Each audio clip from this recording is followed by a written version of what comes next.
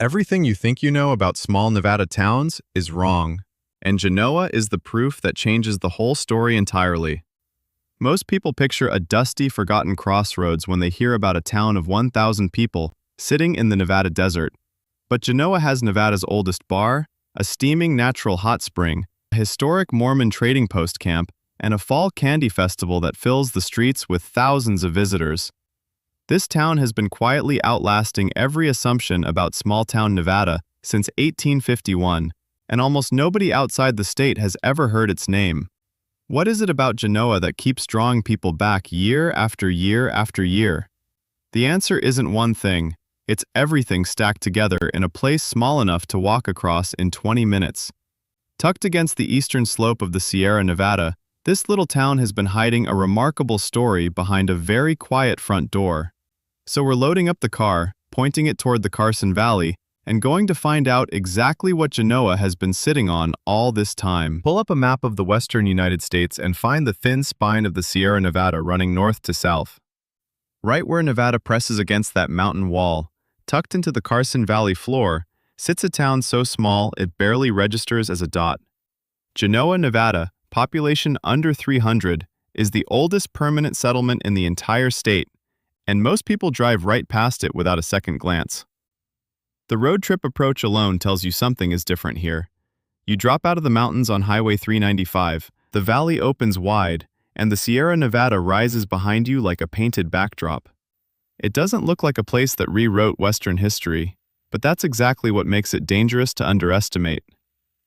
In 1851, Mormon traders from Salt Lake City planted a trading post at the base of those mountains, calling it Mormon Station. And that single decision anchored everything that followed. They weren't just selling supplies to California-bound emigrants, they were staking a permanent claim on land that would eventually become the foundation of Nevada itself.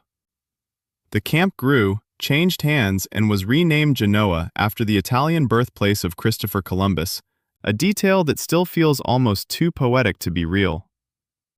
John Reese and his crew didn't know they were writing a first chapter, but they were. The physical evidence of that 1851 decision is still standing on those streets today, and that's the question worth chasing. Step through the door of the Genoa bar and you're standing inside the oldest thirst-quenching establishment in all of Nevada, operating since 1853. The pressed tin ceiling, the worn wooden bar, and the antlers mounted above the mirror haven't changed much. And that's exactly the point. This place didn't survive 170 years by chasing trends. It survived because it became part of the town's bones. A few steps down the street, something completely unexpected stops you cold. The pink house sits there in its full pastel glory, a Victorian-era home painted in a shade that somehow feels both out of place and absolutely perfect for Genoa. It's the kind of detail that makes you realize this town has always had a little personality to spare. Then the landscape opens up, and Wally's Hot Springs pulls you toward the Sierra Nevada foothills with natural geothermal pools steaming against the mountain backdrop. Did you know that the golf course sitting just outside town is one of the oldest in Nevada, carved into a valley that most golfers have never even heard of? The hiking and biking trails threading through this valley give you views that no road can actually reach.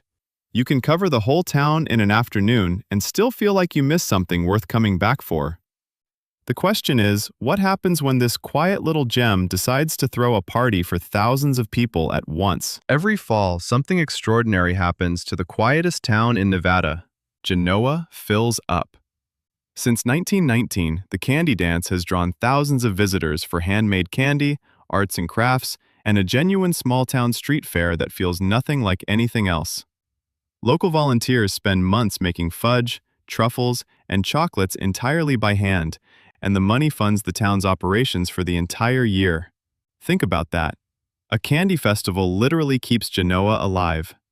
So you've traveled the map, walked the oldest bar, stood at the Norman camp, soaped near the Pink House, and hiked trails most Nevadans don't even know exist. Genoa punches so far above its size that it deserves a spot on your actual bucket list. Drop your Genoa stories in the comments, hit subscribe, and bring someone here who needs to see it.